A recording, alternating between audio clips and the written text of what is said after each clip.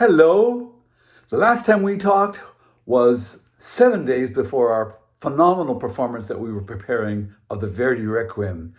And what a performance that was going to be. Soloists from the Met, over 200 singers, everybody in impeccable condition, Schola Cantorum, and then nothing. 7 days to go and the virus took over. So here we all are in our houses, waiting for something to happen. And I've decided, well, instead of waiting around and moping, we may as well accomplish something. No, we're not going to count in circles 1 and 2 and 3, but we can make some progress on some new music, I think. First of all, you're probably wondering what this little thing is above my lip, but it's actually the beginning of a mustache. It's my virus mustache. I've decided to do something besides sit around the house, so I'm growing a little mustache back. I used to have a beard and a mustache, and then I just had the mustache. And then a couple of years ago, I was in Vienna conducting, and I was walking down the streets, looking in the windows of the shops, and I noticed this little white thing above my lip. It looked like Got Milk commercial. So I came home and shaved it off because it used to be blonde. I'm not sure what color this is going to be, but if it's white and I don't like it, off it will go. At any rate, I hope you're all well and happy and safe and doing something interesting. I'm so bored. And so I thought we could make some progress on next year's music. The opening concert is going to be War and Peace, and it's going to feature some beautiful music by Haydn and some music of a Canadian friend of mine, Leonard Enns, good Mennonite, and some other pieces. The Haydn Mass we're going to sing is going to be the Pauken Mass. And I thought we could look this week at the Kyrie and the Gloria, which I'm going to send to you as an attachment so you can listen to it and begin work on it. Eugene Chan is going to come back. Well, Eugene Villanova, who sang with me when he was in college, went off to Europe, married now, 2 kids, singing opera. And Julianne Miller is going to sing the soprano. Anne-Marie Andres is going to sing the soprano. Julianne Miller is going to sing the mezzo. And a tenor called Aaron Gullington is going to sing the tenor, and Eugene's going to sing the bass.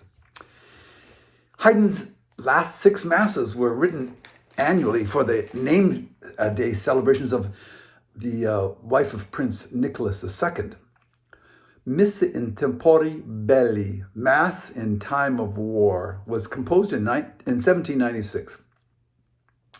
And the subtitle, Pauken Mass, which is Kettle Drum Mass, refers to the prominent role of the timpani, especially in the unexpected parts like the Agnus Dei.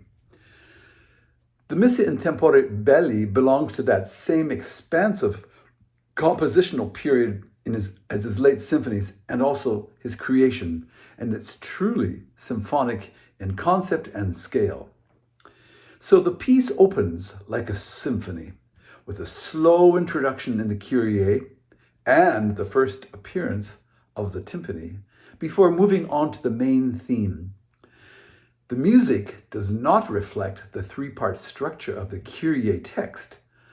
Haydn disposes of the second line of the text, the Christe eleison, in a matter of 4 bars. So it's a very beautiful Kyrie, and one that I think that you can start to look at and listen to and sing along with. Learn your part. The Gloria, which is the second part we're going to include today in this lesson plan, is divided into 3 parts, 3 distinct parts. It's allegro, and then it's adagio, and then it's allegro again, like a miniature Italian symphony. And the middle section features a beautifully lyric cello line. So for this week, we're going to concentrate on just the Kyrie and the Gloria.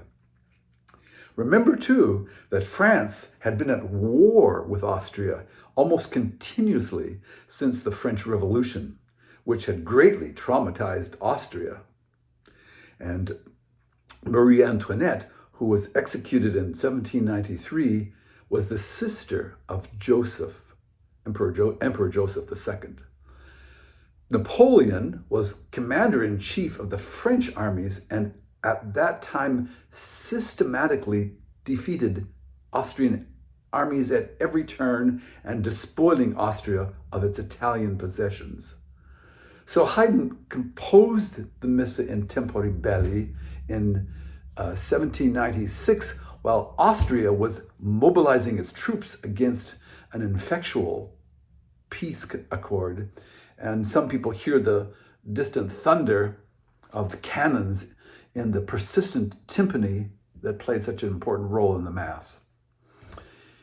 If the upbeat ending reflects Haydn's faith in the Austrian army, Haydn was sadly mistaken. The Austrians endured a series of defeats by the French, and Napoleon's armies occupied Vienna in 1805 and again in 1809.